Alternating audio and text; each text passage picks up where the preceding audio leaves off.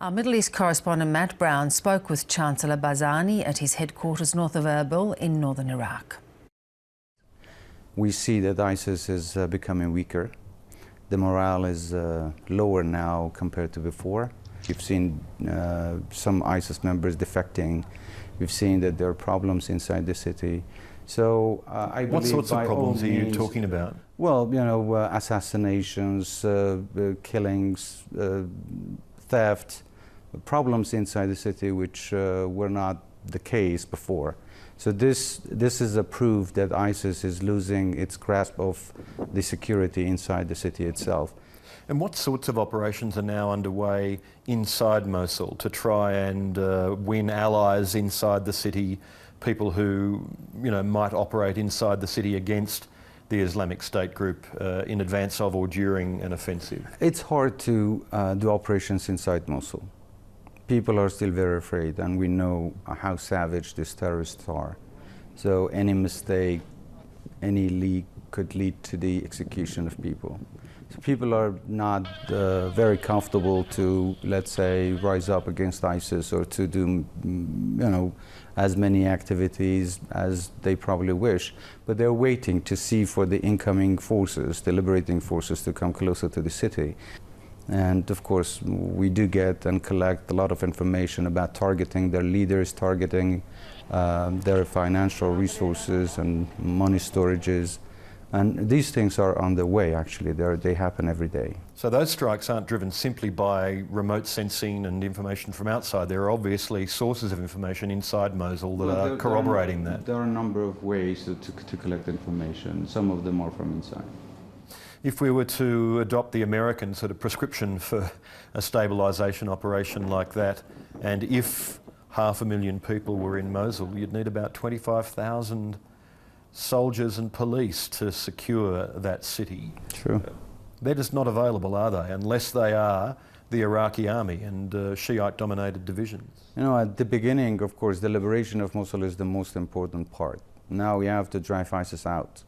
And then equally important is how to manage Mosul after the liberation. And you're absolutely right, the security of Mosul becomes very important.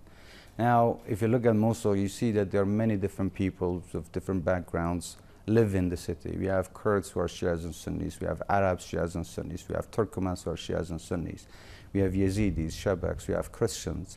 So we have all these different ethnic and religious groups that live in Mosul. Every one of them wants to have guarantees for a safe and secure future.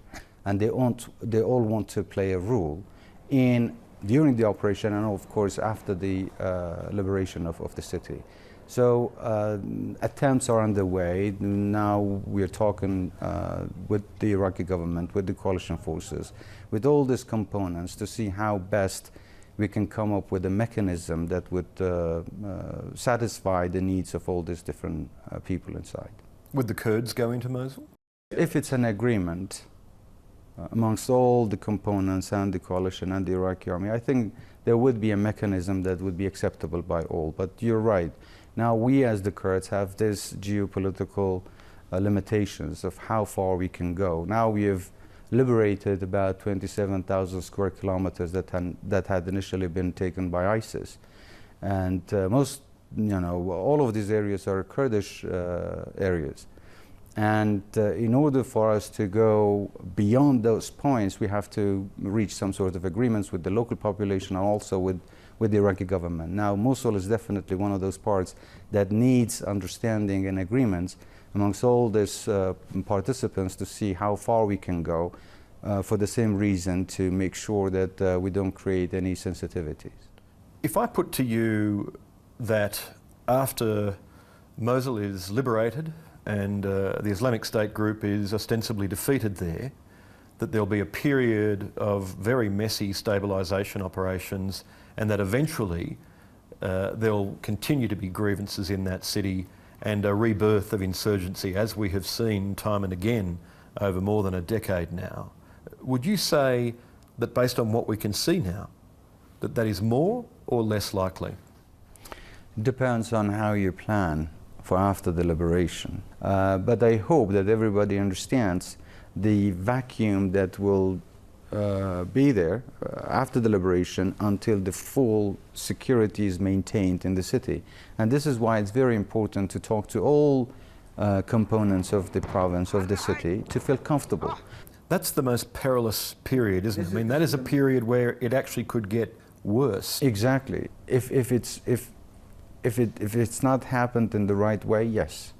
But I hope that everybody has learned from the mistakes in the past and understand that you cannot impose solutions on people against their will.